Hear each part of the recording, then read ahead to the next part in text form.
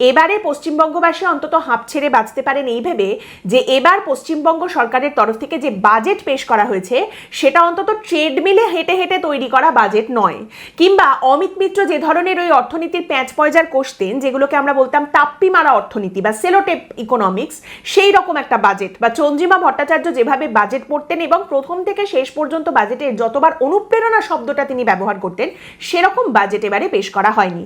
এটা অনুপ্রেরণার বাজেট নয়। তবে একই সঙ্গে উল্টো দিকে এই কথাও বলতে হবে যে পশ্চিমবঙ্গ সরকারের তরফ থেকে যে বাজেট এবার পেশ করা হয়েছে তার উৎস কিন্তু পশ্চিমবঙ্গ নয়, দিল্লিতে বসে এই বাজেট তৈরি করা হয়েছে। এবং আপনি দেখবেন এই বাজেট জুড়ে কিন্তু বিভিন্ন রকম কেন্দ্রীয় প্রকল্প, কেন্দ্রীয় স্কিম, সেগুলোকে কি করে ব্যবহার করা যায়, ইন্টিগ্রেট করা যায়, কেন্দ্রের ফান্ড কিভাবে ইনজেক্ট করা যায়, সেই জিনিসটা খুব সুন্দর করে সামনে তুলে ধরা হয়েছে। মানে একেবারে প্রপার ডাবল ইঞ্জিন বাজেট। এবং এর পেছনে দুটো কারণ আছে। একটা কারণ হচ্ছে, দেখুন, আমাদের বর্তমানে অর্থমন্ত্রী হচ্ছেন স্বপন দাশগুপ্ত। এবার স্বপন দাশগুপ্ত এমন একজন সাংবাদিক যিনি একটা দীর্ঘ সময় ধরে একটা গোটা প্রজন্মের সাংবাদিকদের শিখিয়েছেন কিভাবে লিখতে হয়, রাজনীতি, ইতিহাস চর্চা, এই সব কিছুর মাধ্যমে তিনি আমাদের বছরের পর বছর সমৃদ্ধ করেছেন। মানে একটা সময় যখন ডানপন্থী রাজনীতির চর্চার জন্য সেভাবে লোকজনকে দেখা যেত না, বামপন্থী রাজনীতির চর্চা, তার ইন্টারপ্রিটেশন, এসবের জন্য প্রচুর মানুষজন ছিলেন। এখন যেমন ডানপন্থী চর্চার জন্যও অনেকেই রয়েছেন, কিন্তু তখন যখন এই ডানপন্থী রাজনীতির চর্চা নিয়ে লোকজনকে খুঁজে পাওয়া যেত না, তখন থেকে স্বপন দাশগুপ্ত কিন্তু এগুলো লিখে আসছেন। তবে স্বপন দাশগুপ্ত ইতিহাস এবং রাজনীতি নিয়ে এই যে দীর্ঘ সময় ধরে লিখেছেন, আমাদের শিখিয়েছেন, সবাই যারা পাঠক এবং সাংবাদিক তারা সকলেই সমৃদ্ধ হয়েছেন তার লেখা থেকে। কিন্তু অর্থনীতি নিয়ে কিন্তু তিনি লেখেননি, অর্থনীতি কখনোই তার সাবজেক্ট ছিল না। এবং সেই কারণেই আমরা অনেকেই একটু বিস্মিত হয়েছিলাম এটা দেখার পরে যে সেই স্বপন দাশগুপ্তকে পশ্চিমবঙ্গের অর্থমন্ত্রী হিসেবে ঘোষণা করা হয়েছে। যদিও পরবর্তীকালে আরএসএস, কেন্দ্রীয় বিজেপির ঘনিষ্ঠতা, বয়সের ওজন, অভিজ্ঞতা, এই সমস্ত ফ্যাক্টরি যে একটা কাজ করেছে এই মন্ত্রিত্ব বা এই দায়িত্ব তাকে দেওয়ার পেছনে, সেই বিষয়টা ঠাহর হয়েছে। আর 2 নম্বর কারণটা হচ্ছে, পশ্চিমবঙ্গ সরকারের এবারের বাজেটে একটা কেন্দ্রীয় রোডম্যাপ যদি না আনা যেত, বিজেপির সরকারের প্রথম বাজেটে যদি একটা কেন্দ্রীয় রোডম্যাপ আনা না যেত, তাহলে কিন্তু এই পশ্চিমবঙ্গকে একটা ফ্রেশ স্টার্ট দেওয়া একেবারেই সম্ভব হতো না। পশ্চিমবঙ্গে যে প্রচুর পরিমাণ কাজের দরকার আছে, ম্যাসিভ পরিমাণ যে ফান্ডের দরকার আছে, যে ধরনের পরিকাঠামোর কাজ আছে, ব্যাপক পরিমাণ যে কাজ বাকি রয়েছে, সেটা কিন্তু এই কেন্দ্রের ইন্টিগ্রেশন ছাড়া, কেন্দ্রের সহায়তা বা সমন্বয় ছাড়া একেবারেই সম্ভব নয়। এবং সেই কারণেই আপনি যদি এই বাজেটটা দেখেন, তাহলে দেখবেন পরতে পরতে সরকারি আমলা, কেন্দ্রীয় অর্থমন্ত্রক অশোক লাহিড়ী, তাদের ছোঁয়া কিন্তু একেবারে স্পষ্ট। ডাবল ইঞ্জিন সরকারের মাহাত্ম্য কিন্তু এই বাজেটের মাধ্যমে আরও একবার আমাদের সামনে উঠে আসে। 2 নম্বর পয়েন্ট হচ্ছে, দেখুন, এই যে বাজেটটা তৈরি করা হয়েছে, আপাত দৃষ্টিতে দেখতে গেলে যদি একদম নিট পিকিং না করা হয়, একেবারে খুঁটিয়ে খুঁটিয়ে ভেতর থেকে যদি খুঁত বের করা না হয়, তাহলে আপাত দৃষ্টিতে দেখতে গেলে এই বাজেটের মধ্যে সেরকম কোনো ঘাটতি নেই। আপাত দৃষ্টিতে কথাটা আমি কেন বলছি, তার কারণ এই যে আপনারা দেখতেই পাচ্ছেন পাতার পর পাতা বাজেট পড়ে রয়েছে, যেটা বাজেট ইংলিশ এবং বাংলা দুটোই আমরা দেখে তারপরে আমাদের এই পর্ব তৈরি করেছি।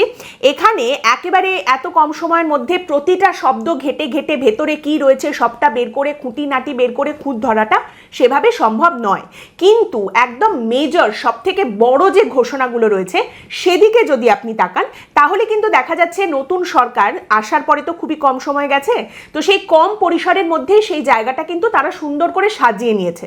এবং সেক্ষেত্রে কাউকেই কিন্তু বঞ্চিত করা হয়নি। মানে আপনি উত্তরবঙ্গ বলুন বা বিজেপির ভোটার বেস যেগুলো রয়েছে, উত্তরবঙ্গ বলুন, মহিলা ভোট ব্যাংক বলুন, আদিবাসী ভোট বলুন, যে সমস্ত ভোটাররা, তাদের সবাইকেই কিন্তু কিছু না কিছু দেওয়া হয়েছে। এবং তার জন্য যে দক্ষিণবঙ্গকে একেবারে অনাথ করে বসিয়ে রাখা হয়েছে, বিষয়টা তাও নয়। এবার যারা এই সরকারকে ভোট দিয়ে এনেছেন তাদের জন্য সরকার অবশ্যই করবে, প্রত্যেক সরকার, প্রত্যেক রাজনৈতিক দলই ক্ষমতায় আসার পর সেটা করে থাকে। কিন্তু পূর্বতন সরকারের আমলে যে ধরনের দেউলিয়াপানা আমরা দেখতে পেয়েছি বাজেটে, সেটা একটা আলাদা মাত্রায় চলে গিয়েছিল। অবশ্যই সেই জায়গা থেকে কিন্তু এই বাজেট বেরিয়ে এসেছে। তারই সঙ্গে বলে রাখি, দেখুন, মহার্ঘ ভাতা নিয়ে আমি আজ ডিটেলসে কোনো আলোচনায় যাচ্ছি না, বিস্তারিত আলোচনায় যাচ্ছি না। আপনারা অনেকেই জানেন এখানে যে কাউন্টারটা রয়েছে সেটা কেন রয়েছে, এবং এই কাউন্টার নিয়ে যেদিন আমি আলোচনা করব সেদিন আমি বিস্তারিতভাবে মহার্ঘ ভাতার প্রসঙ্গে ঢুকবো। আর যারা জানেন না এই কাউন্টারটা এখানে কেন রয়েছে, তাদের জন্য আমি এই ভিডিওর নিচে ফার্স্ট কমেন্টে অবশ্যই লিঙ্ক দিয়ে রাখবো, আপনারা দেখে নিতে পারেন। তবে এক লাইনে বলা যেতে পারে যে সরকারের তরফ থেকে আজ যে 20% ডিএর ঘোষণা করা হয়েছে, তাতে সরকারি কর্মচারীদের খুশি হওয়া উচিত। The government has been more than fair to them. তারা দীর্ঘদিন অপেক্ষা করার পর এখন একলপ্তে যে 20% ডিএটা পেয়েছেন এবং তারপর তাদের যে প্রতিশ্রুতি বলা হচ্ছে যে আরও 22% পার্থক্য রয়েছে সেটাও মিটিয়ে দেবে সরকার, এবং তারপর সামনের বছর একদম শুরু থেকেই সপ্তম পে কমিশন চলে আসবে। আজ মুখ্যমন্ত্রী শুভেন্দু অধিকারী নিজেও এই বিষয়টার উপরে আবারও জোর দিয়েছেন। তো সব মিলিয়ে যে ঘোষণা বা যে পরিস্থিতি সামনে এসেছে তাতে এই সরকারি কর্মচারীরা আরেকটু অপেক্ষার দিকে অবশ্যই এগিয়ে যেতে পারেন। It has been a very handsome handshake. এবং তারই সঙ্গে বলতে হয় যে কর্মসংস্থান বা ইন্ডাস্ট্রিয়াল পলিসি, কারখানা বন্ধ কারখানা খুলবে কিনা, নতুন কারখানা হবে কিনা, শিল্পের বিনিয়োগ কীরকম হচ্ছে সেই নিয়ে কি বলা হলো, সেই সমস্ত বিস্তারিত আলোচনাতেও আমি আর যাচ্ছি না। তার কারণ এই সরকার খুবই নতুন, 1.5 মাস হলো এই সরকার এসেছে, 1.5 মাসের মাথায় তারা বাজেট পেশ করেছে। এবার ঘোষণাতে যাই থাকুক না কেন, আলটিমেটলি বাস্তবে কি দেখতে পাওয়া যাচ্ছে, এই সরকারের ইন্ডাস্ট্রিয়াল পলিসি কোন দিকে যাচ্ছে, কি ধরনের বিনিয়োগ আসছে, সেই সমস্ত মূল্যায়নের দিকে ঢুকতে গেলে, সেটা বুঝতে গেলে অন্তত পরের বাজেটটা পর্যন্ত সময় তো দিতেই হবে, সেই অবধি অন্তত দেখতে হবে। এবার তারপর সেই নিয়ে আলোচনায় ঢোকা যেতে পারে। কাজে ঘোষণা যাই থাকুক না কেন, একদম রিয়ালিটি, মাটিতে রিয়ালিটিটা কি সেটা বুঝতে খানিকটা সময় তো লাগবেই। তো সেটার জন্য যদি সরকার পক্ষ বা শাসক দলের যারা রয়েছেন তাদের রাগ হয়, তাহলে আমার কিছু করার নেই, কারণ আমি দায়বদ্ধ অবশ্যই, তবে মন জুগিয়ে চলার ক্ষেত্রে নয়। 3 নম্বর কথা, পশ্চিমবঙ্গ সরকারের এই বাজেটে অনেকগুলো হবের কথা কিন্তু বলা হয়েছে। যেমন ধরুন বলা হচ্ছে যে আমাদের পশ্চিমবঙ্গে কল্যাণীতে 1000 থেকে 1500 একর জমি সরকার আলাদা করে চিহ্নিত করবে, সেখানে গ্রিনফিল্ড এয়ারপোর্ট, একটা বিমানবন্দর হবে। স্বপনবাবু ঘোষণা করলেন যে বিভিন্ন থানাগুলোতে জরুরি পরিষেবার জন্য একটা করে গাড়ি রাখা থাকবে। জমির ক্ষেত্রে আরবান ল্যান্ড সিলিং পলিসি, নদীর ক্ষেত্রে পশ্চিমবঙ্গের যে প্রধান গুরুত্বপূর্ণ নদীগুলো রয়েছে সেগুলোর জন্য রিভার বেসিন ওয়াইজ বিভিন্ন রকম পলিসি গ্রহণ করা হবে, নানা রকম কাজ করা হবে। সুন্দরবন প্রজেক্ট, একটা বিরাট বড় ম্যাসিভ আন্ডারটেকিং, একটা বিরাট বড় সুন্দরবন প্রজেক্টের কথা বলা হয়েছে। অনেকগুলো প্রকল্প কিন্তু সুন্দরবনে হওয়ার কথা বলা হয়েছে। এবার এই জিনিসগুলোর ক্ষেত্রে মূল প্রশ্ন যেটা উঠে আসে সেটা হলো কবে এই কাজগুলো যে হবে সেগুলো কবে হবে বা কবের মধ্যে হবে।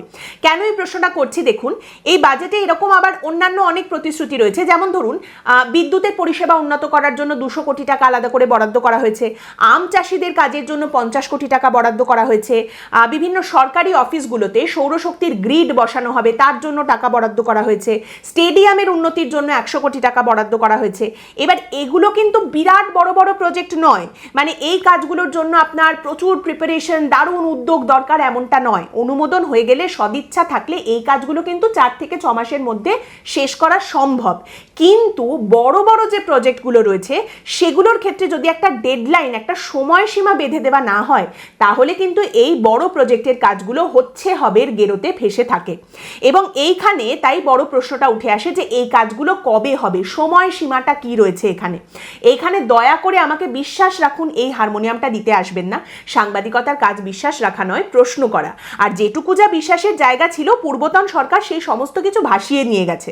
কাজেই এটা খুব গুরুত্বপূর্ণ প্রশ্ন যে এই কাজগুলো কবের মধ্যে হবে, ডেডলাইন ছাড়া প্রতিশ্রুতির ভ্যালিডিটি কি, এইটা কিন্তু একটা বড় প্রশ্ন। ঘোষণা কিংবা শিলান্যাস এটা তো সকলেই করতে পারে, করছেও এখনো পর্যন্ত, কিন্তু আলটিমেটলি বুনিয়াদি ভিত্তিতে সেই কাজটা শেষ হয়ে বাস্তবায়িত হয়ে মানুষের কাজে লাগতে শুরু করা, এই জায়গাটার দরকার রয়েছে। এবং এই জায়গার জন্যেই কিন্তু একটা সময়সীমার প্রয়োজন, যে কবের মধ্যে কাজটা শেষ হবে। সময়সীমা না থাকলে এটার মূল্যায়ন কিভাবে হবে? তারই সঙ্গে আপনারা জানেন 1 লক্ষ কর্মসংস্থানের কথা বলা হয়েছে, শূন্য পদে নিয়োগ করা হবে, সেই ঘোষণাও সামনে রাখা হয়েছে সরকারের তরফ থেকে। সেখানেও কিন্তু এই প্রশ্নটা থাকছে যে কবে, কত দিনের মধ্যে এই 1 লক্ষ নিয়োগের কথাটা বলা হচ্ছে। এটা কি 1 বছরের মধ্যে, আগামী 1 বছরের মধ্যে, 3 বছরের মধ্যে, নাকি 5 বছর, মানে নেক্সট বাজেট আস্তে আস্তে এই 1 লক্ষ পূরণ করা হবে, কোনটা? এইগুলো কিন্তু পরিষ্কার নয়। এবং অবশ্যই এই সমস্ত ক্ষেত্রে সরকারের তরফ থেকে একটা ক্ল্যারিটি দেওয়া উচিত, সেই ক্ল্যারিটি চাওয়া উচিত, না হলে কিন্তু গোটা বিষয়টা হাওয়ায় বন্দুক দাগার মতো হয়ে যাবে। 4র্থ পয়েন্ট, অত্যন্ত গুরুত্বপূর্ণ একটা পয়েন্ট, এবং আমি ব্যক্তিগতভাবে এই বিষয়টার কথা সামনে তুলে ধরতে চাই, এবং আমি পশ্চিমবঙ্গ সরকারকে অবশ্যই ধন্যবাদ জানাতে চাই। দেখুন, সরকারের সমালোচনায় যদি কোনো রকম কোনো কসুর না রেখে থাকি, তাহলে কৃতজ্ঞতা জ্ঞাপনের ক্ষেত্রেও কসুর রাখা উচিত নয়। এবং আমি কি নিয়ে এই ধন্যবাদ জানানোর কথাটা বলছি, আমাদের পশ্চিমবঙ্গে এবারের বাজেটে একটা অত্যন্ত ইম্পর্টেন্ট যে ঘোষণা করা হয়েছে সেটা হচ্ছে প্রাথমিক প্রাথমিক বিদ্যালয়ের মিড ডে মিলের ক্ষেত্রে ছাত্রপ্রতি আগে যেখানে 6 টাকা বরাদ্দ ছিল তাদের খাবারের জন্য, সেটাকে বাড়িয়ে 10 টাকা করা হয়েছে ছাত্রপ্রতি। এবং এটা যে কত বড় একটা বিষয় অনেকেরই কিন্তু সে সম্পর্কে কোনো আইডিয়া নেই। মিড ডে মিলের আমাদের রাজ্যে বিভিন্ন জায়গায় শোচনীয় পরিস্থিতি, এবং এই মিড ডে মিলে পূর্বতন সরকারের আমলে যে পরিমাণ দুর্নীতি হয়েছে সে আলাদা করে সেটা বলতে গেলে আলাদা অধ্যায় হয়ে যাবে, এবং আমি এই নিয়ে পর্বও করেছি। কিন্তু শুধুমাত্র দুর্নীতি নয়, এই যে বাজারে সমস্ত জিনিসপত্রের দাম বেড়ে যাচ্ছে, সবজির দাম বেড়ে যাচ্ছে, গ্যাসের দাম বাড়ছে, তার সঙ্গে সরকারের একটা প্রবল অনীহা, এই সবটা মিলিয়ে মিড ডে মিলের ক্ষেত্রে কিন্তু একটা ভয়ঙ্কর পরিস্থিতি তৈরি হয়েছিল। মানে এমন ঘটনাও পশ্চিমবঙ্গে ঘটেছে যেখানে বিভিন্ন বিদ্যালয় বাচ্চাদের একটা সঠিকভাবে খাবার পর্যন্ত দেওয়া যায়নি, শুধুমাত্র নুন ভাত দেওয়া হয়েছে। এই পরিস্থিতি, এই চিত্রও কিন্তু পশ্চিমবঙ্গ থেকে উঠে এসেছে। একটা ডিমের দাম যেখানে 7 টাকা 8 টাকা, সেখানে এই পচা ডিম ছুঁড়ে আনন্দ পান যারা, তারা একবারও ভেবে দেখেন যে এই একটা ডিম একজন ছাত্র বা ছাত্রীর পাতে দিতে গিয়ে একটা স্কুলকে রীতিমতো হিমশিম খেতে হয়। ডিমের মুখ দেখতে পান না, ডিম খেতে পান না ছাত্রছাত্রীরা, এরকম দিনের পর দিন তাদের কেটে যায়। তো সেখান থেকে এই যে বরাদ্দের পরিমাণটা বাড়ানো হয়েছে ছাত্রছাত্রীদের পাতে যাতে সঠিকভাবে ভালো খাবার দাবার পড়ে, তার দিকে অবশ্যই করে এটা একটা সদর্থক পদক্ষেপ। এদিকে সরকারের আরও নজর থাকবে সেই আশাই আমি রাখছি। তবে হ্যাঁ, এই যে ইসকনের সমন্বয়ে কলকাতায় মিড ডে মিলের খাবার দেওয়া হবে, এই যে ব্যবস্থার কথা সামনে রাখা হচ্ছে, সেটা একটু চিন্তার। ভগবানের প্রতি শ্রদ্ধা বা ভক্তির ক্ষেত্রে কোনো রকম কুণ্ঠা থাকা উচিত নয়, কিন্তু এই ইসকনের তরফ থেকে যে মিড ডে মিলের ব্যবস্থা করা হবে সেটা যদি সম্পূর্ণ নিরামিষ হয়, তাহলে আমি আশা রাখি আলাদা করে সরকারের তরফ থেকে ছোট ছোট ছাত্রছাত্রীদের জন্য একদিন ডিম বা মাছের ব্যবস্থা আলাদা করে যদি করা যায়, যেমন মা আহার কেন্দ্রে 5 টাকায় একটা সুষম খাবারের ব্যবস্থা করা হচ্ছে, মাছ ডিম সব কিছু থাকছে, সেই রকম একটা ব্যবস্থা যদি করা যায় তাহলে খুবই ভালো হয়। মানে এর আগে আমাদের পশ্চিমবঙ্গে এরকম পরিস্থিতিও তৈরি হয়েছে, প্রাথমিক বিদ্যালয়ে মিড ডে মিলের এই সাংঘাতিক অবস্থার জন্য ছাত্রছাত্রীরা আসা বন্ধ করে দিয়েছেন। মানে যে জায়গাটায় গেলে একজন ব্যক্তি অন্তত নিজের নামটা সই করাটা শিখতে পারবেন, তাকে একদম নিরক্ষর হয়ে থাকতে হবে না, আঙুলের টিপসইয়ের উপর ভরসা করে থাকতে হবে না, সেই জায়গার রাস্তা পর্যন্ত বন্ধ হয়ে গেছে। এই মিড ডে মিলটা এতটাই গুরুত্বপূর্ণ একটা বিষয়, তো সেই দিকের এই পদক্ষেপ অবশ্যই নিঃসন্দেহে একটা অত্যন্ত পজিটিভ পদক্ষেপ। একইভাবে হাসপাতালে রুগীদের জন্য যে খাবার বরাদ্দ, সেক্ষেত্রেও খরচ বাড়ানো হয়েছে। মাথাপিছু এই খরচটা কিন্তু 110 টাকায় নিয়ে যাওয়া হয়েছে। আশা করা যায় রুগীদের খাবারের মান এর মাধ্যমে আরও উন্নত হবে এবং তারা আরও ভালো খাবার দাবার পাবেন। পশ্চিমবঙ্গের বিভিন্ন সরকারি হাসপাতালগুলোতে যে ধরনের খাবার দেওয়া হয় তার গুণগত মান বা ব্যাপ্তি দুটোই অত্যন্ত শোচনীয়। কাজেই এখানেও এই যে মাথাপিছু খরচের পরিমাণটা বাড়ানো হয়েছে, সেটাও কিন্তু নিঃসন্দেহে অত্যন্ত ভালো একটা পদক্ষেপ। খুব ছোট মনে হতে পারে, কিন্তু অত্যন্ত ভালো পদক্ষেপ। দেখুন, আমরাও এটা বিশ্বাস করি সরকারকে সবসময় গ্র্যান্ড জেস্চার করতে হয় না মানুষের কল্যাণের জন্য, মানুষের উন্নয়নের জন্য। ছোট ছোট পদক্ষেপের মাধ্যমেও কিন্তু একটা বড় পরিবর্তন আনা যায়। যে মানুষের কল্যাণের জন্য এই পরিবর্তন, সেই মানুষের কল্যাণ সাধন করা যায়।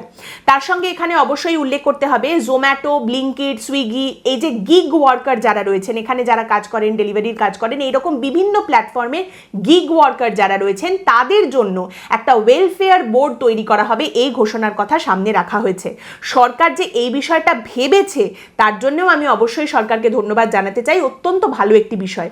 কিন্তু শুধুমাত্র ভাবলে আর ঘোষণা করলেই যে সবটা হয়ে যায়, 16 কলা পূর্ণ হয়ে যায়, সেটা আর কবে কোথায় হয়েছে বলুন ধর্মাবতার। কাজেই এটারও এক্সিকিউশন কিভাবে হচ্ছে, বাস্তবায়িত কতটা হচ্ছে, সেটার উপরেই কিন্তু গোটা বিষয়টার মূল্যায়ন নির্ভর করবে। আমি খুব সিগনিফিক্যান্ট একটা পয়েন্ট দিয়ে আজকের পর্বটা শেষ করব। আজ অর্থমন্ত্রী ঘোষণা করেছেন আমাদের রাজ্যে বর্তমানে ঋণের পরিমাণ 8,15,891 কোটি।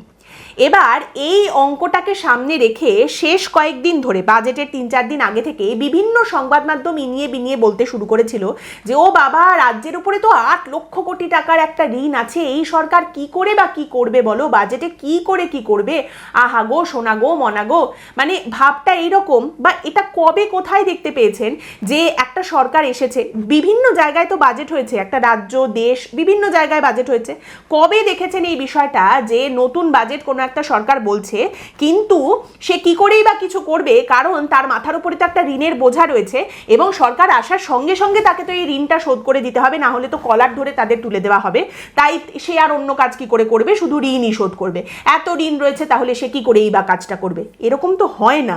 আর এরকম যে হয় না, শেষ 15 বছর ধরে তো এটা দেখছেন।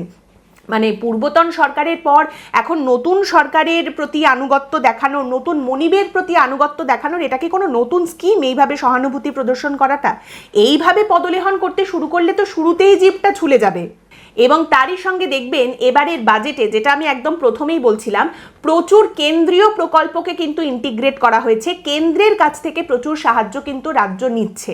যেমন ধরুন এই কোচবিহার, জলপাইগুড়ি, দার্জিলিং, উত্তর দিনাজপুর এই জায়গাগুলোতে তিস্তা ব্যারেজ প্রকল্পের কথা ঘোষণা করা হয়েছে, যেখানে প্রধানমন্ত্রী কৃষি সিঁচাই যোজনার অংশ হিসেবে এই কাজটা করা হবে এবং সেক্ষেত্রে 11,000 কোটি টাকার ব্যয়ের কথা কিন্তু এবারের বাজেটে উল্লেখ করা হয়েছে। অর্থাৎ একটা কেন্দ্রীয় প্রকল্পের অন্তর্গত করে কিন্তু এই কাজটা করা হচ্ছে। কিংবা আপনি দেখুন ভারত সরকারের scheme for special assistance two states for capital investment, এই যে একটা পরিকাঠামো রয়েছে, এইটার আওতায় গোটা বিষয়টাকে নিয়ে এসে বলা হচ্ছে আমাদের রাজ্য কেন্দ্রীয় সরকারের কাছ থেকে পুঁজি নির্ভর প্রকল্প রূপায়ণের ক্ষেত্রে 10,000 কোটি টাকার আর্থিক সহায়তা দাবি করতে পারবে। অর্থাৎ কিনা কেন্দ্র এবং রাজ্যের সমন্বয়ে গোটা জিনিসটা করা হচ্ছে, যেখানে কেন্দ্র এবং রাজ্যের মধ্যে টাকা পয়সা ভাগাভাগি হয়ে যাচ্ছে, যার ফলে কেন্দ্র অনেক কাজের ক্ষেত্রে কিন্তু হেভি লিফটিং করছে। আগেই বললাম ডাবল ইঞ্জিন সরকার, একই দলের দু জায়গায় সরকার রয়েছে, সেই সুবিধা নেওয়ার একটা জায়গা রয়েছে এবং সেই সুবিধা এই সরকারের তরফ থেকে নেওয়া হচ্ছে। একদম প্রথমেই যে কথাটা বলেছিলাম, এটা রাজ্যের বাজেট কিন্তু কেন্দ্র অনুমোদিত, সেভাবেই কিন্তু এই বাজেটটাকে দেখতে হবে।